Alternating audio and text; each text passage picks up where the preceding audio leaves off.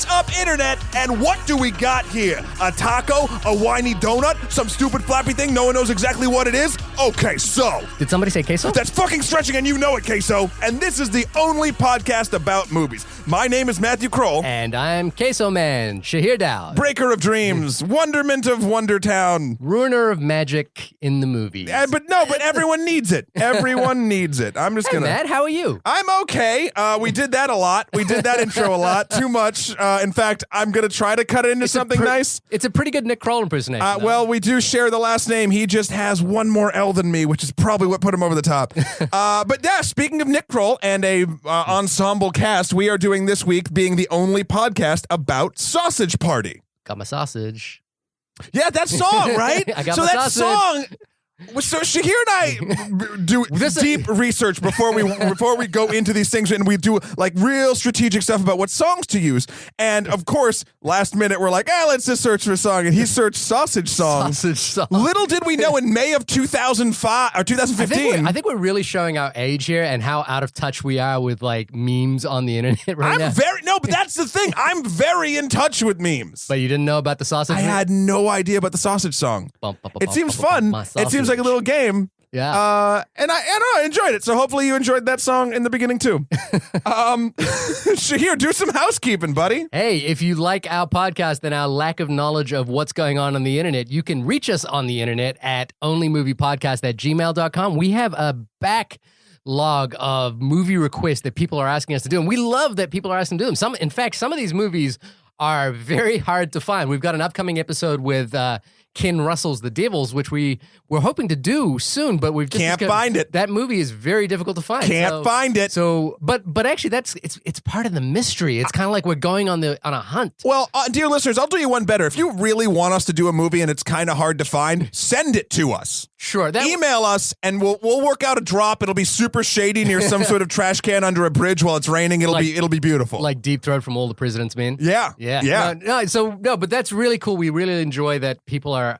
What I think is happening now is people are asking us to define movies or to figure out movies that they're having trouble trying to, getting their heads around. Like they like parts of it, but then they're like, well, a lot of this is shit. But then something's really good, and like, what's happening? No, I do that. And I would love it if two obnoxious dudes on the internet argued about it for an hour. I mean, I have enough personalities in my own brain to do it, so I'm glad I can spread the madness, is what I'm saying. So when Matt's not dealing with a split personality disorder, again, you can reach us at onlymoviepodcast@gmail.com or hit us up on Twitter at onlymoviepod and on our Facebook page, which is becoming quite the little community.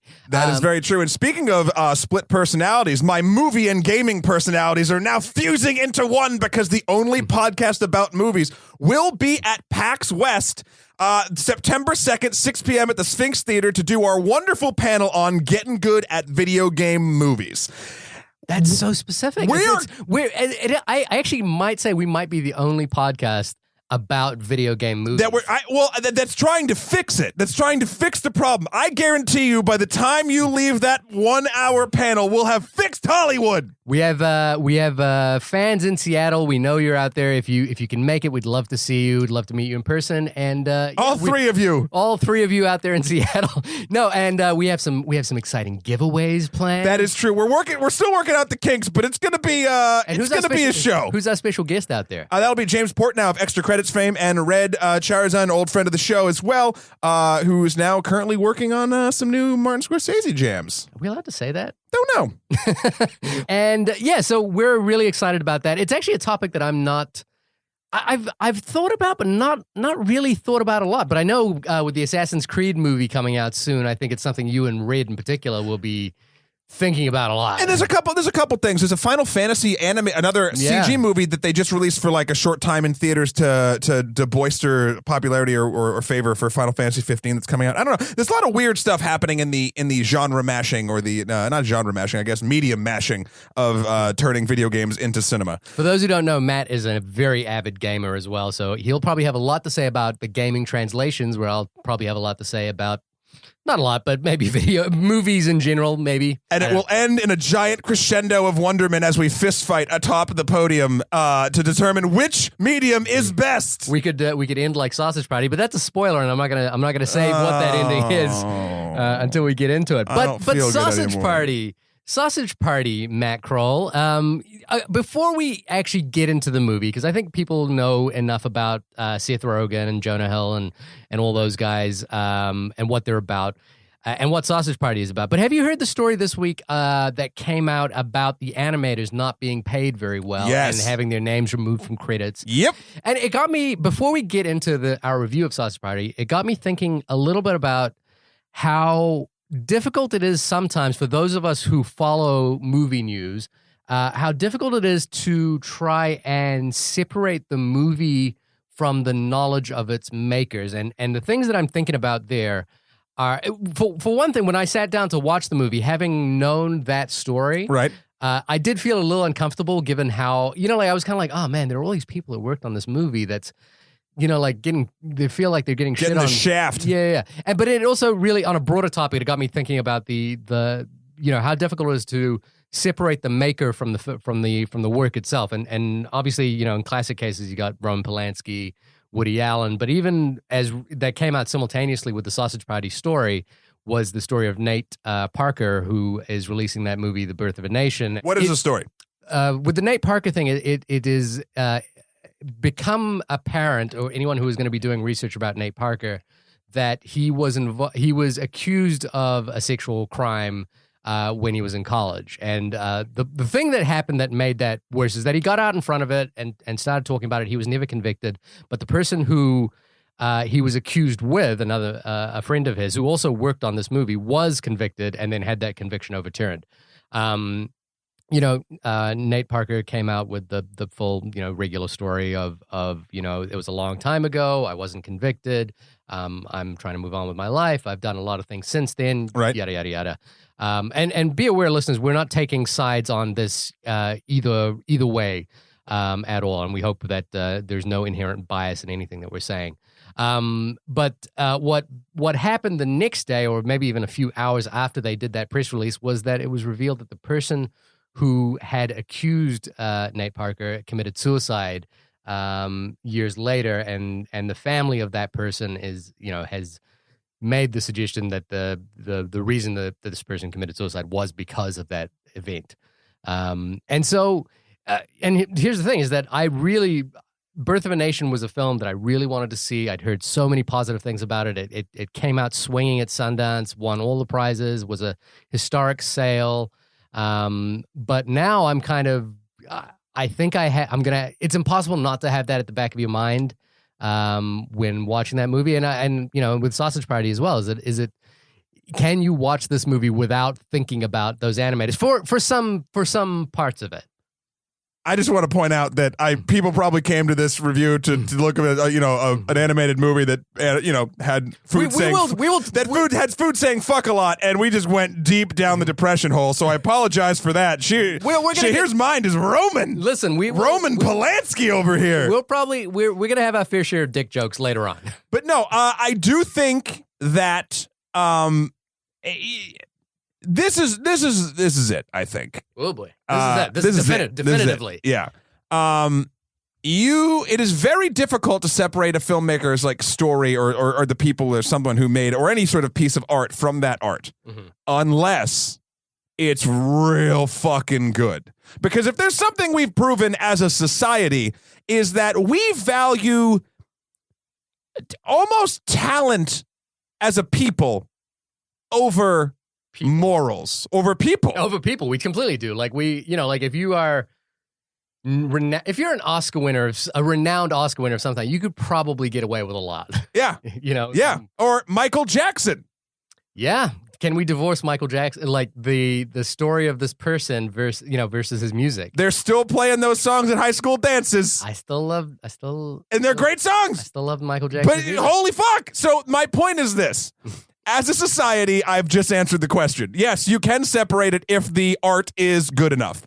Is that right? Is that moral or just? Probably not, but there's a lot wrong in the world, and that's just one more slice of the pie. I just think it's an interesting conversation to have because I don't know what the answer is because I just told you.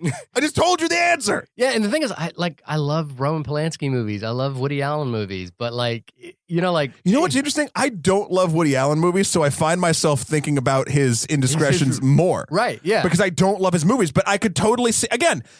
But you say Michael Jackson to anybody else, let's just say like a huge music fan or whatever, and they're not even going to think about, even it's been buried for the most part, the stuff that came out in the media. That was on and then gone. Yeah. So it's like, again, it's talent or how beloved is the work of art. Now, Sausage Party, I don't think's ever going to make it to the point where we forget things such as, but it's irreverent enough too where it might go away at the same time. So the thing about the animators not being paid. Yeah, so what happened was that there was a Q&A online that the directors did, and then some of the animators that worked. So this is the other thing. These are unverified claims as well. So we don't know how accurate this are, whether these are just disgruntled employees. There's no verification. But the story picked up a lot of steam, was put up in the Washington Post. A lot of places put the story up. But basically, a couple of animators went into the comment section of that Q&A and started talking about how terrible the working conditions were, how they had their names removed from the credits. And yeah, we have both worked on feature films. And I think, both of us have seen our fair share of egos beating rationality and egos beating normal human dignity in some cases. But what is the line? Is there a line? And how do we negotiate when we talk about the movie Sausage Party? Do we just forget about that? Is that important? Like, if the movie was made in North Korea in a sweatshop, but was the exact same movie, would we be able to divorce that from it? No, because it's not good enough. And not to say it's not good, it's just not good enough for that particular situation. There's so many things like that. Like, our clothing, for example, is all often made in sweatshops. So much of what we use is made in sweatshop, and we don't think about it, So I don't know. It's just, we did go a little dark a little early, but I think we didn't just go there. We're still there. Yeah. I'm interested to see what flashlight you whip out to get us out of this nonsense. Oh my God, look at that. It's a dick joke. You have to make the dick joke. You can't just point at a thing for an audio podcast. I'm not a comedian.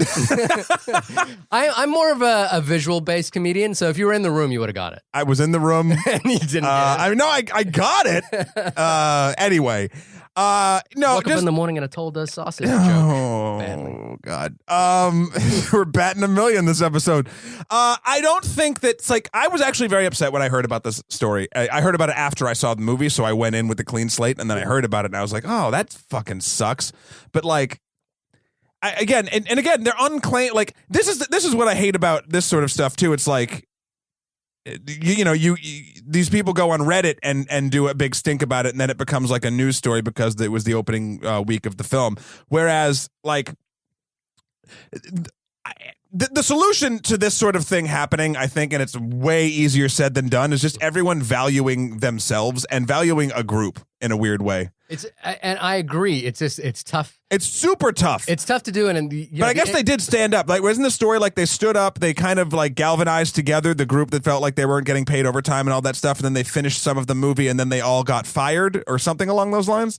Something along those lines, and then their names were removed from the credits. Right. And it's a really difficult situation. It's even more difficult, and it was pointed out when Ang Lee won.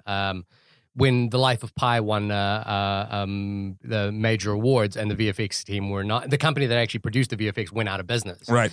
And that film was ostensibly all visual effects, and there's a lack of unionization in visual effects companies, so they tend to be worked very hard, and visual effects are such a huge component of almost every movie you see now. So it's impossible, like you have this entire arm of the film production world that isn't unionized, doesn't have a voice in the products they're making, and is probably being paid unfairly. And on the other scale, you've got actors who are unionized who are being paid very handsomely. It's a small percentage of those actors are being paid very handsomely. So it's a really tricky situation. And I think it has lots to it has more to do with label law than it has to do with movie reviewing. But I think it's an interesting conversation to have. And again, because I like Roman Polanski movies. I like Woody Allen movies. I like Michael Jackson. Like it's hard to. I like iPhones. Yeah, and iPhones were built on the backs of like slave labor. Steve Jobs, visionary. Yeah, visionary. Anyway. We're recording this podcast. Talking food. Yeah, we're this whole thing is everything sucks is what we're saying. Now that everything sucks, let's talk about some animated food that swears a lot. Sausage Party is basically Seth Rogen answer to Pixar movies. And it is basically the story of Frank the hot dog and his adventures in the supermarket and getting chosen. And basically all the food is sentient in this Pixar movie gone wrong. And for lack of a better term, they are waiting to be taken to the great beyond, out the big sliding doors of the supermarket where the gods, a.k.a. people, will reward them for staying fresh. Is this sounding like an analogy? Possibly. It's weird. The analogy wasn't really clear to me until I think 2/3 of the way through the movie, or maybe. Oh wow! I picked up like right away. Well, because the analogy didn't make sense to me because they were basically, what did they think was going to happen on the other side? They were just rewarded. They were rewarded. Like they didn't equate obviously the analogy that the film is drawing upon is religion. Yes. But they didn't the food didn't equate being chosen with death. No. They just which is where I would say if the food knew that death was coming on the other side, but you would be rewarded, that would make more sense as a. But then again, in religion, but it's the same thing because in religion, death isn't the end. It's just it's a transference. It's that whole thing. It's not. That didn't break the analogy. For me. I guess because I thought that they were basically what it reminded me more of was like The Island. Remember that Michael Bay movie where they were like being taken to a better place. Right. I see this more as it's just the next step. It's the next plane of existence, and that was then when they left the doors. That was the next plane of existence. You could equate that to death. You could equate that just to sort of moving on spiritually. Like it's all sort of the same. By the way, if you want a really great serious movie about this topic, check out Mark Romanek's Never Let Me Go, which is phenomenal, but like very pessimistic, but basically the same story as Sausage Party. Wow. There you go. Okay. How convenient. How convenient. Yeah. Moving on. So the thing where I got the real religion thing was the whole thing they had to stay fresh before they went to the great beyond, aka staying pure. So like you have Frank the hot dog, and you had Brenda the bun, and all they wanted to do was be together. And at one point before the whole movie really kicks off, they touch fingers. They want to touch the tips, just the tips, just the tips, just the tips. And then throughout the movie, and we'll get into this more when you do spoilers, but like some bad stuff starts happening, and they think they're being punished by the gods because they touched tips. Yeah. That analogy made perfect sense to me. Right. That made complete sense. It was just the leaving the being chosen kind of thing. Also, like being chosen alongside, the buns being chosen alongside the hot dogs. I was like, how is that going to happen? How are you going to make sure that you stay together? Oh, they wouldn't, but that's what they made them think that they were. That was the God's will. Yeah. So that's the general gist of the film. What'd you think of it? Before we get into spoilers. Overall, I liked it. Mm-hmm. I haven't thought about it much other than just this show. Since I laughed, I laughed out loud in the movies, visibly but not audibly. No, yeah, just wide mouth, no sound. Yeah, a little bit of drool coming out of the side. No, I went with some buddies back in Massachusetts actually, and we all really had a good time.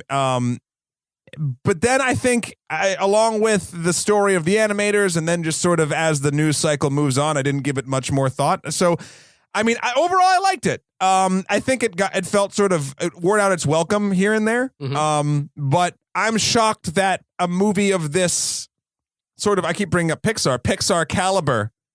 This is how it sort of. This is the first time where they've tried to make a quote adult version of it. Yeah. And I think it's clever enough. I think it's clever enough to bypass a lot of its sort of tropes it leans on. Right. What about you? What'd you think? to begin with the film, I sat in there a little bit uncomfortable with the knowing about the animated story, and then I did. Okay, so if I was to divorce that from the film itself entirely, I did think at the beginning it was kind of juvenile. It was kind of like they were just going out of their way to say fuck a lot, as though that meant we were being adults now. Sure, but that's also par for the course for the pedigree of this movie. Yeah, for those guys. Like, I walked in knowing like, oh, I know exactly the language they're going to be using here. Yeah, and the thing is with those guys, so we're talking about Seth Rogen, Jonah Hill, Michael Cera, Danny McBride, Craig Robinson, all those guys. They're kind of like a little brat pack of comedians who are making a lot of movies, and they're a little hit and miss for me. But when they hit for me, I think they hit. They knock it out the park. So I think Superbad is a masterpiece. I think This Is the End is amazing. But then I think The Interview is kind of, and then what's amazing about them is they're all like they're all want to be serious dramatic actors as well. So James Franco and Jonah Hill were just in this movie called Truth, which is, like ostensibly the Truman Capote story updated for Monday. It's based on a true story. And like it's a serious film about truth and consequences and those sorts of things. So I feel like they're hit and miss, and this one for me started as a little bit of a miss. But the further it went on, the further the analogy became clearer to me as to what they were really going after. And what I really, really loved is a third act turn that this film kind of took. And I think I love that they committed to the joke and went all the way with it. These guys are the kings at this point of the third act turn. Yeah.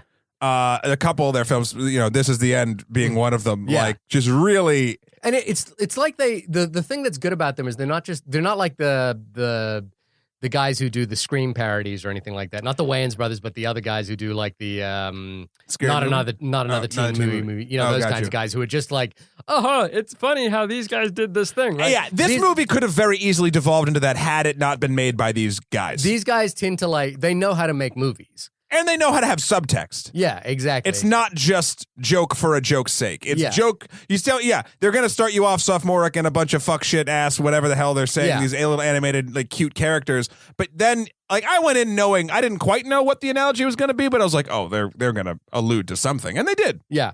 But once the wheels really started kicking and turning for me, I was fully on board. And, I was surprised as well because the thing is, this is the kind of places that this film goes to are the kind of places that will inherently offend some people, and kind of not just rightly so, but they're really going for the jugular, and I think they're entitled to do that, and they're fair to do that. But what I was really impressed by was with that initial unease that I had at the beginning of the film actually kind of helped me get into the third act. And I think it helped the audience that I was with get into the third act because they were primed for how inappropriate this movie is. So when it gets really inappropriate, they're in it. And this movie has a big part of it has commentary on the Israel-Palestine conflict, which is weird and not usually the fodder for dick jokes. They both like hummus though, Shahir. Hummus,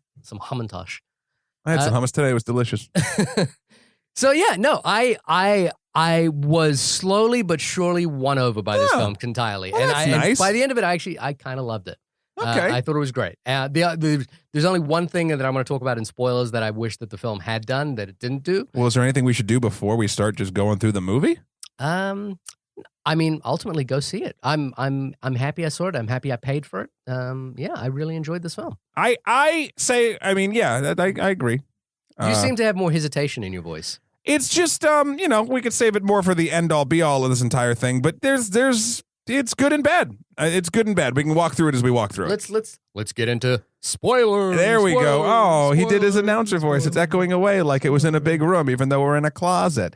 So what happens in this wonderfully whimsy animated feature is, so I guess, how does it go? They get chosen. Brenda and Frank both get chosen.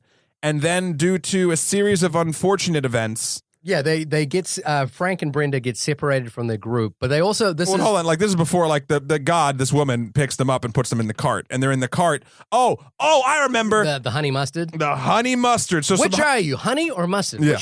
Pick a side. God damn it. So honey mustard gets returned. Yeah. From the great beyond, he gets brought back. Yeah. And he sees what the truth is about the great beyond. And the great beyond is exactly what we as humans do with the food from our supermarkets. And we bring it home and we eat it. Yeah. Or we cook it or do some sort of thing to it and then eat it. So he's basically insane now. Honey Mustard is insane. Yeah. And wow. No one believes him. Yeah. And he's in the cart with everybody else who's been chosen. If the analogy is he's seen death and realized that there was nothing out there for him. Or horrors were out there. Yeah, exactly. I'm actually, do you even remember? Because I don't remember this part. How the cart crashes.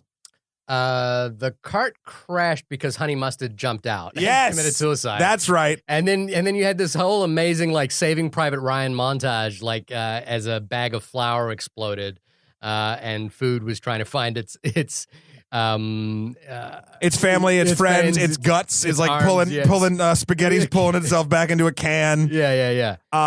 And all the while, the movie's main antagonist, the guy we quoted in the beginning, the douche. El Douche. What a strange character to have as your antagonist. I think it's oddly fitting. Really? Oddly fitting? Yeah. How fitting? Yeah. See? How fitting? How was it fitting? Oh, I thought you were making a douche joke. I mean, look, we call people douches all the damn time, and here is the actual thing acting like the thing we call people. Like it fit perfectly. You know what? I guess the thing is the analogy didn't quite work for me a lot of the time, but the thing is the movie is like plain satire, so it's always fine. I'm not like the movie was not broken sure at all, but the analogy was like at some point they were like, look. Food is going to be killed and slaughtered and eaten, but there's no alternative to that. Like people need to eat food. So what are we going to do instead of that? You know what I mean? Well, we weren't looking at it from that perspective. We were looking at it from the food's perspective. And if you want to, I mean, look. But the food was created by the people. They don't know that. Yeah. Just like we don't know where we came from. So, like, it's that whole thing. It's sort of like if you think about it too much, it's kind of... Well, if you think about our existence too much, it's kind of... So it's kind of the same thing. It really is. And honestly, I kind of feel like this movie was written after a joint or, like after... Oh, yeah. Like after... Someone saw Baby Carrot talk, and then they're like, dude. Yeah. Yeah. So to think about it too hard is kind of probably the wrong approach. Yeah, sure. Just like, whatever. So then it's the journey home, basically, to get back to Frank and Brenda's stand. They want to get back into Red, White, and Blue Day, the 4th of July. They want to get back into the 4th of July. It's weird that this movie wasn't released on the 4th of July. It must have come up with some delays. Yeah, maybe due to some labor disputes. Probably. So that they can be selected again, so that they can go they can be chosen by the gods, and ultimately, so they can put it so Frank can get it all up in Brenda's business. In her bun. In her buns. Just singular. And so it's like their trek, and they meet Bagel, and they meet the lavage. Lavage. Yeah. And that's I've the never had a Israel lavage Palestine before. I haven't either. I was like, oh, why not a pita bread or something like that? But hey, why not? Lavage does sound better. They're all it's a better name, yes. Yeah. They're, and you said it in the beginning, like every and Salma Hayek plays a taco as they go through the ethnic foods aisle, like this whole stupid thing. But like all of the caricatures, all of the sort of racism. There's the German thing where they want to exterminate the juice. Yeah. There was like, what was the food? What was the German food? I think it was just German stuff. I think it was mustard. It was some kind of mustard, wasn't it? I don't know. But it was just fun. Like they have all these small things. And it's like, there's a song in the very beginning of the movie as well that they sing, like, everything's fine. This is our... Like, there's no possible way anything could go wrong on the other side. Right. In the great beyond. Yeah, in the great beyond. So it's their adventure through the aisles back home. Yeah. But then they are confronted with the vision of Firewater, played by Bill Hader. Oh, because they walk through the liquor aisle, which is a constant party. Yeah, of course. And Firewater has something to tell them about the great beyond. Because he is an unperishable. I thought that was very clever. Yeah, the unperishables. The unperishables, it was like him, a Twinkie, and something else. And like they've box been. of grits. Yeah. And they've been around. Yeah. Forever, so they know what's up. Yeah, and what we learn I think maybe in the second or third act, is that they made up the story that the great beyond was this wonderful place so that people wouldn't get scared. Now, I thought this was a perfect analogy for religion. Yeah, at this point, this is the point at which I was like, okay, this is how the analogy is going to work now. The only difference being, I shouldn't say this all the way, but a lot of times when we talk about something like this and religion being created like that, it's more of a, it's to comfort, but also to control. And they didn't do it in that way. This was solely so they would make the food feel better. But what was interesting was that they said that initially, they wanted people to feel better, but then people started using it to control other people, and the unperishables were like, hey, we never said that. Why would we? Like, why would we want to get rid of the Jews? We love the Jews. Right. Yeah. Exactly. So it's just, again, it's more social, racial commentary, I guess, throughout this thing. Very light, like with a light touch. It's not like really heavy political commentary. But it's the right level. This is something I will appreciate from this movie. It's the right level of it. You're absolutely right. It's a light touch, but if it wasn't there, I'd feel like something's missing or it wouldn't matter. Yeah. And if they went too heavy with it, I'd be like, all right, I fucking get it, but I'm looking at a goddamn animated bagel. Yeah. Like, that sounds like Woody Allen. Yeah. I mean, yeah. So Frank now is confronted with the realization. He knows the truth. He knows the truth, and he needs to warn Brenda and everybody else that this is the way things are. In the meantime, Barry, a deformed little sausage played by Michael Cera. Aww. I love how Michael Cera's personality gets entirely warped through all of his work with Seth Rogen. I know. His role in This Is the End is kind of amazing.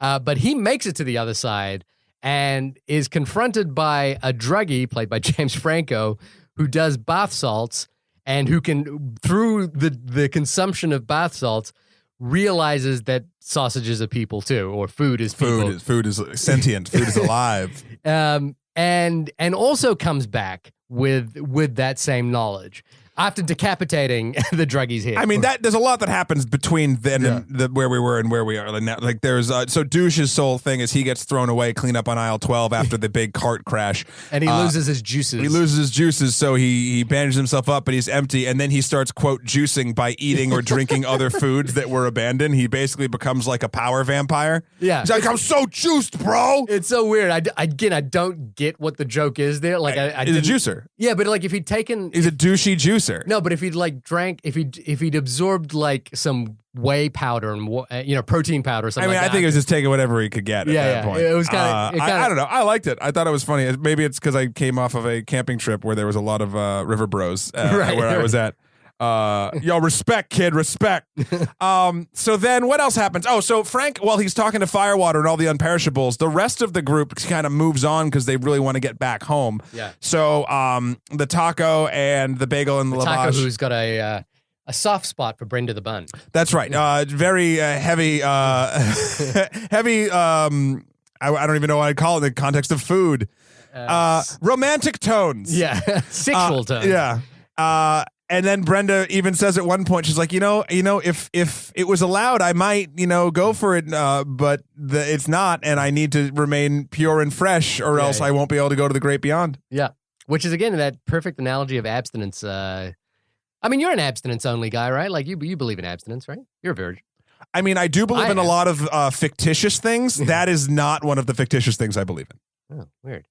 You and I have, I don't know if we can be friends anymore. Yeah? Yeah. You still a virgin with your kid? Yeah, with my baby. with my baby. You have a lot more questions. I'm so pure that his birth was divine. Okay.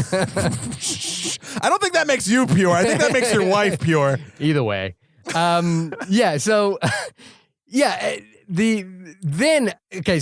I think everything that we've talked about is kind of fun. It's interesting. There's a great Meatloaf, I Would Do Anything for Love montage in the middle of it as Frank has to go to the, he finds the cooking section, behind the... Right. Yeah, where he sees because he needs proof. He needs proof.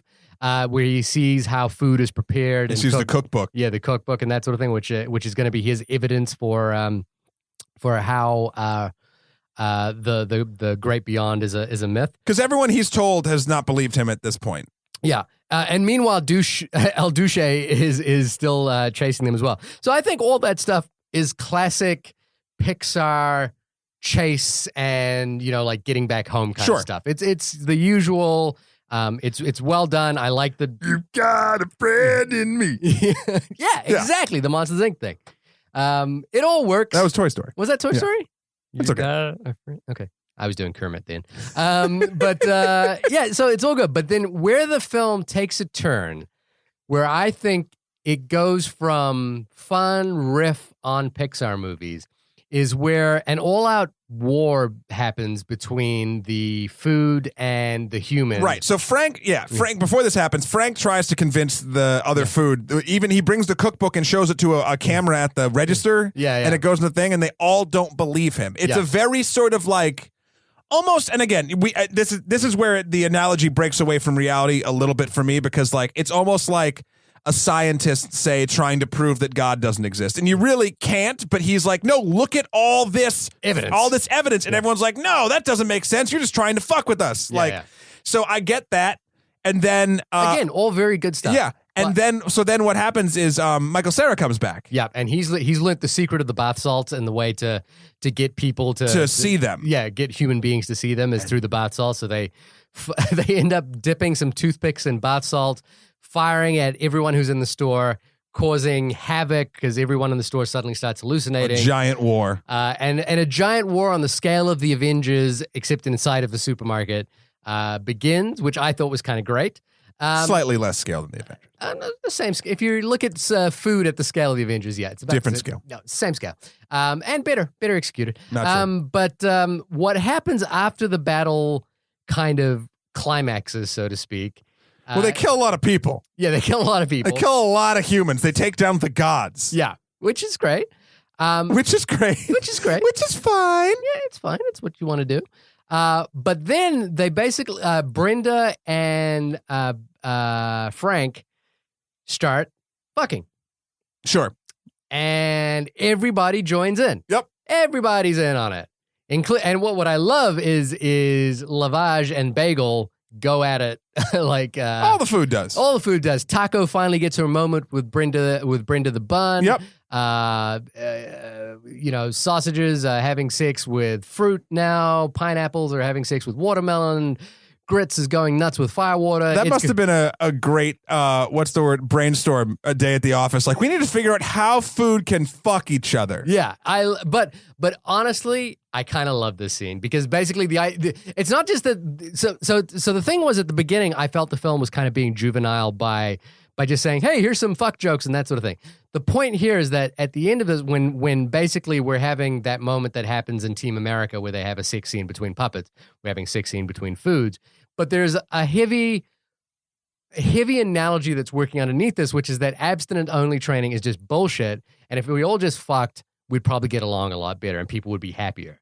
And I kind of like, and especially in the fact that Palestine and Israel were just having sex at this point. Yes. I just thought that was wonderful, brilliant, and I applauded not the bravery, but the kind of the smartness with which that idea was executed.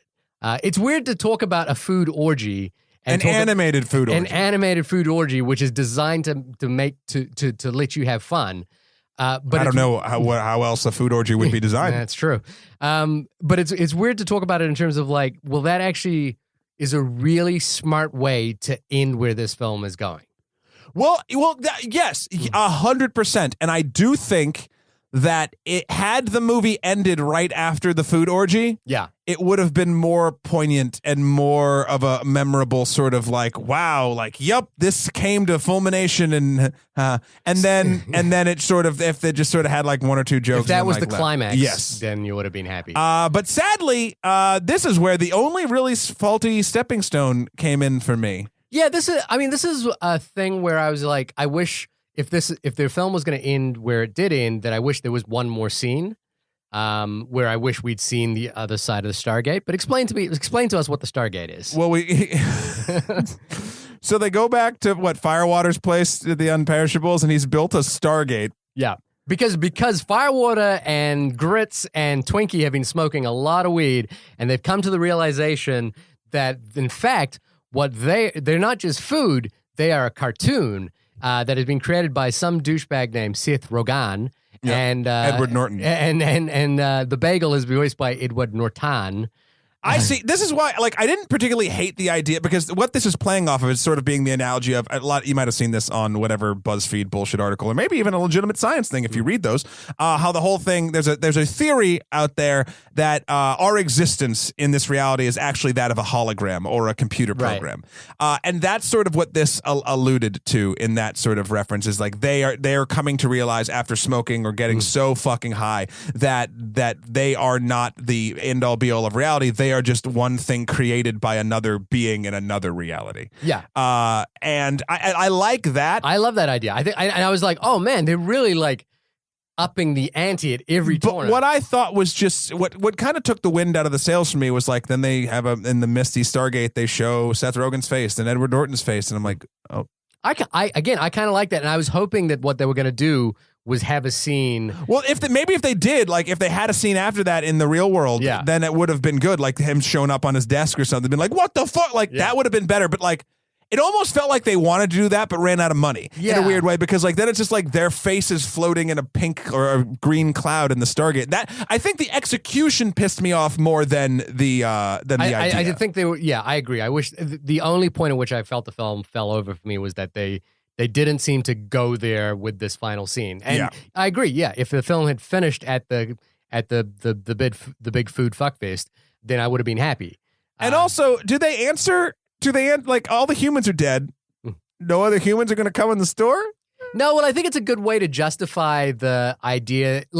So to that end, I think the idea that they realize that they're a cartoon is a good way to justify. I can see that. It's a good catch-all for any plot hole that you might come up with. Although, again, I don't think it's this is not a film to poke too many holes at, because it's full of them. But it's it's a fun time. So I think the points it tries to make, that it actually goes out of its way to make, about sort of abstinence being silly and religion being kind of a controlling thing. I think it plays off of its points like that very well. Yeah. It's when it tries to bite off more than it can chew with the time that it allots itself. That's when it's sort of more sausage than it can chew. Right, of course. Yeah. That's when it trips up, and this is one of those moments, I think, where it trips up. Yeah, I agree. I wish. Well, I just wish it had gone further. That said, maybe I could imagine. Are we really going to see a Sausage Party 2? Do we want to see a fucking Sausage Party 2? I mean, at this point, the only other thing I wanted to see was the sausages, the food in the animated characters in the real world. Kind of like that great episode of The Simpsons when Homer goes into the third dimension and he walks past an erotic cake store, and then he goes, cakes, and then the episode ends. It's kind of I just want to see just a little bit of what that is. And sure, but I like seeing that too. South Park did it too. They did a virtual reality. They kept on going into other realities, and then they take off the headset, and it's just 4 actual kids in the real world. I like that idea. So I wish they'd kind of had done that, because I don't want to see another movie with that being the only idea, and I feel like that's the only place you can go with this at this point. I mean, did it make enough money to warrant a sequel? Let's look that up, because I don't know. I don't think. God, I don't want to see it. I liked it. I want them to make something new. Just like I wouldn't want to see a This Is the End 2, or I wouldn't want to see a Knocked Up 2, or a Superbad 2. I just don't.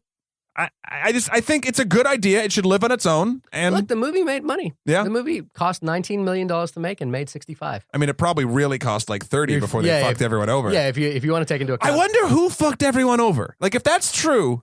I think, because I'd like to not believe that Seth Rogen would be like, fuck those guys. No, who knows? I don't think that that's the case. Because this film had two directors who are not Seth Rogen and Jonah Hill or even Goldberg, who's Seth Rogen's writing partner. Yes. They usually collaborate on the directing team. But this was Greg Tiernan and Conrad Vernon, who have done a lot of animated movies before, including a lot of Thomas the Tank Engine. So it's kind of weird. That makes a lot of weird sense. Yeah, they were jumping from Thomas the Tank Engine to full on dick objects with faces. Yeah.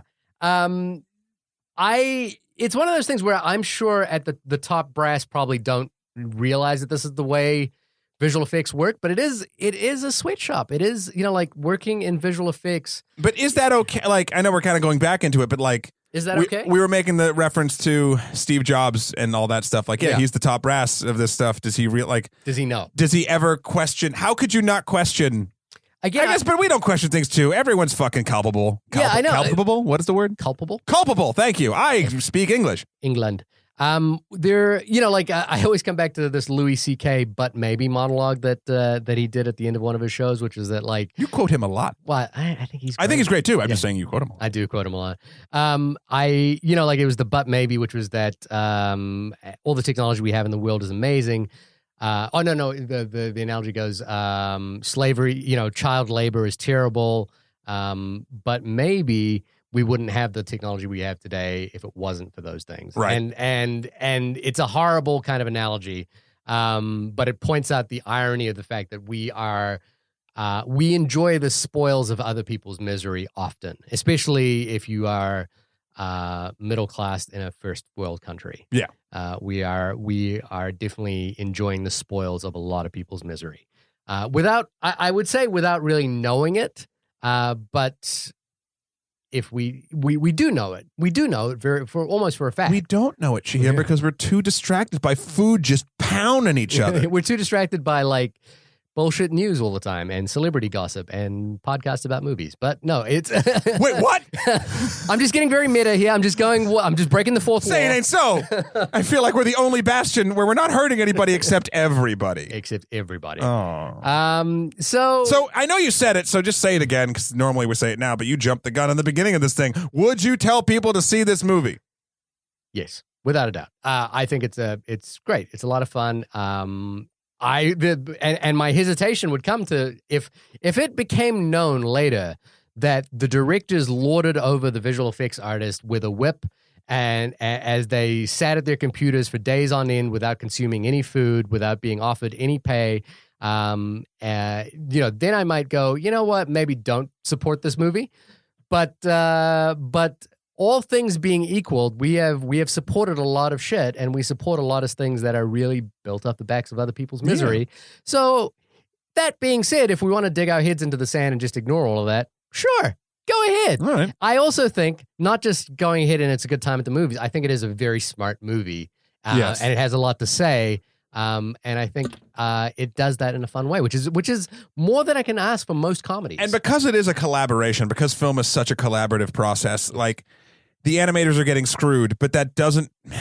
God, it fucking sucks because it's someone high up that causes that to happen, but that doesn't take away from the craftspeople that aren't getting screwed, or that, that also worked really hard on the, because it's so many people, it's like... See, this is my thing, which is that in every production, there are people at the top who make a lot of money off the backs of everyone else. Sure. Then there are people at the bottom who get screwed over the worst.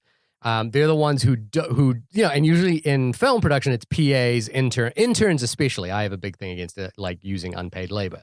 But there's a big swath of people in the middle. No, you don't think interns work?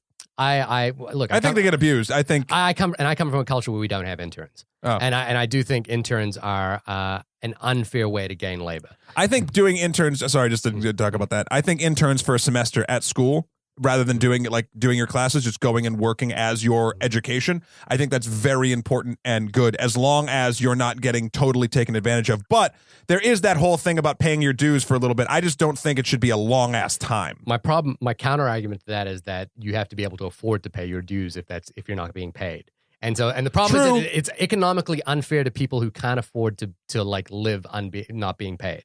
And I think that's the real problem with internships, is that they're inherently economically unfair. Touche. There are certain people that get internships, and there are certain people who would love to get internships but can't afford to do it. But I guess, now we're getting deep into college tuitions and things like that. Yeah. But and again, I come from a culture where we don't have internships. What's very interesting about it, because that is a very good point. I've often said, even when I speak about filmmaking or anything like that, I'm sure it might even come up when we talk at PAX, if it does, where it's like people ask, should I go to film school? Yeah. And my answer is, you go to film school to get your group.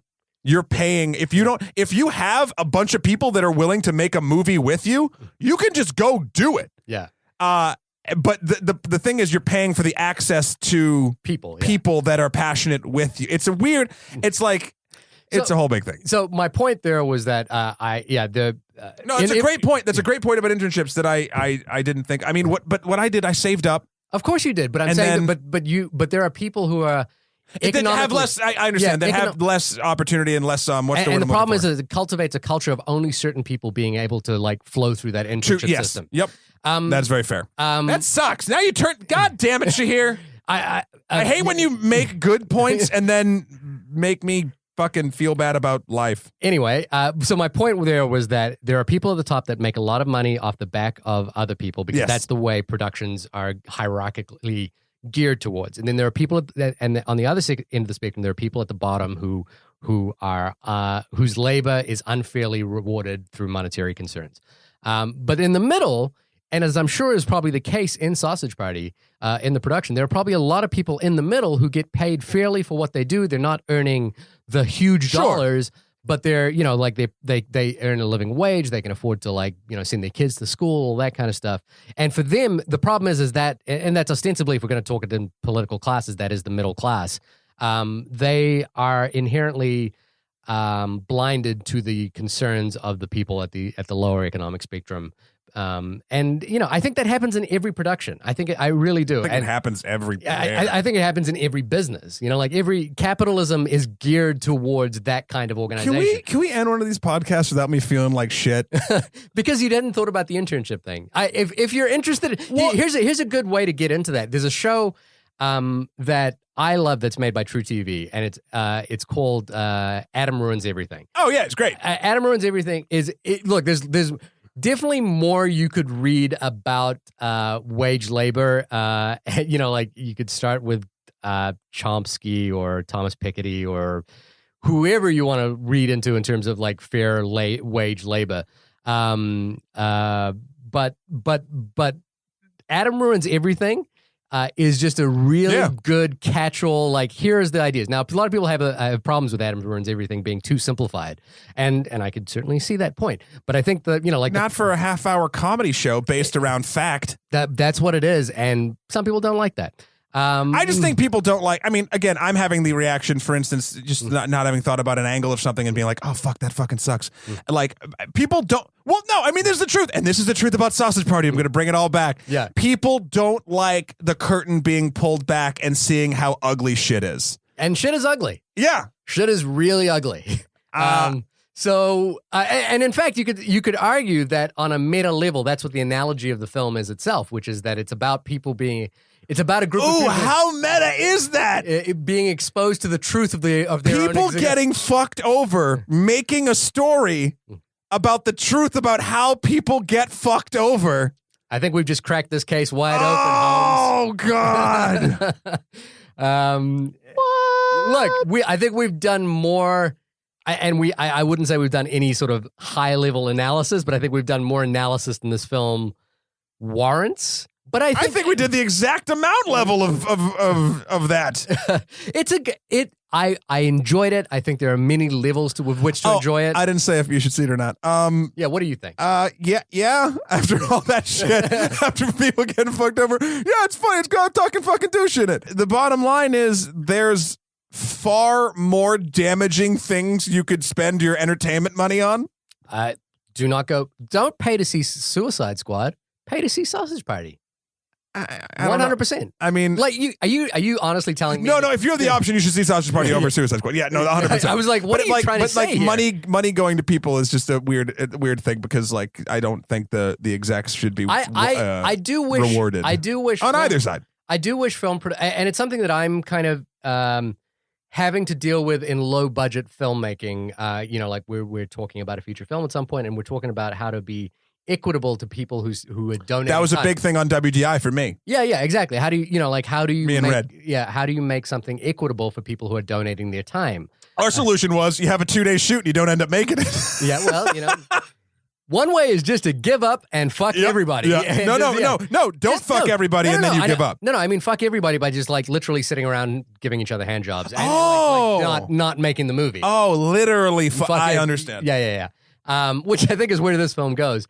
But filmmaking as a capital expense is one of those things you shouldn't do, except if you want to fund one of my movies. You know? You heard it here first. Yeah. Shahir doesn't want your dirty funding money. Unless you want to fund one of my movies. But he doesn't want it. He's up on his horse on the hill. He says he doesn't need it. I really, really need it. All right. Well, Shahir, when I'm not corrupting your message to fundraisers, where can people find you? You can find me at www.shahirtown.com. I can imagine myself pitching my Kickstarter right after this. Shahirtown.com, shahirdaud.com, where you can find my life and works and occasional ramblings on a blog that I have updated very infrequently recently, because most of my updates on things I'm watching and I'm interested in is via this podcast. Matt, you are my mouthpiece. Food Orgy Mouthpiece. Yeah. Well, your mouthpiece can be found at Emperor MSK on Twitter, Skeletor the number 4 PREZ on Instagram, or www.matthewkroll.com. That's 1L, not 2.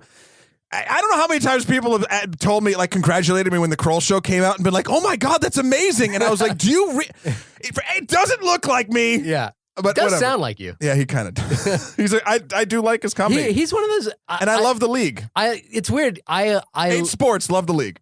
I love the league a lot. And it's weird because I think he's a really hard worker, and like he's one of those comedians you can see him putting the work in. I don't love everything he does, but that's just on a personal level. But I do think he's got the craft, and he's the thing that I love him most in is a couple of episodes of Comedy Bang Bang. Some of the voices he does, especially the Mailer Demon, is amazing. Right. Yeah. Oh, and so just one thing as we wrap up, the only podcast about the film Sausage Party is all of the voice acting is wonderful. We mentioned the actors. We didn't sort of talk about the performance. I mean, this is a trope of actors that have worked together so much. I can imagine. It's just them having fun. Yeah, I can imagine they're just having fun all the time. And that's great to hear and see. Yeah. But yeah. And check us out at PAX. Don't forget we're going to PAX. We are going September 2nd, 6 p.m. Sphinx Theater, getting good at video game movies. I promise we will come up with a solution as to why game movies are bad and how Hollywood can fix them. And if you want to get in touch with us and maybe point out a video game movie that we should see before we get there, perhaps one we could give away. Perhaps one we can give away. We are inundating ourselves right now with video game movie adaptations. If you've got something that you want us to point out, get it in now. There's only a couple weeks left. Contact us at onlymoviepodcast@gmail.com. Hit us up on Twitter at onlymoviepod or on our Facebook page. And keep the requests coming in. We will do them. We do have a backlog. It's been a little difficult getting to them because some of the movies that you guys are requesting of us are difficult to see. Right. But we've got an episode coming out shortly, and we will be rolling more into them. We want to try and get some good special guests on these episodes. Right. We want to make it worth your while. We just don't want to go sit there and talk about this this thing. And you want it to be good, and we want it to be good, so we're trying to make it good. I mean, what was it? 2 episodes ago, The Childhood of Alito was a requested film as well. So yeah, yep. Keep them coming. We love hearing from you. All right, so I guess that's about it for this show. I mean, we got to go out with things. Yeah, is there anything you wouldn't do? No, I mean, I would do anything for sausage. Sausage, but there's one thing I won't do. What? I won't do that. And I just won't do that. What won't he do? No, I won't do that. Fun fact, music video directed by Michael Bay. That was an explosion.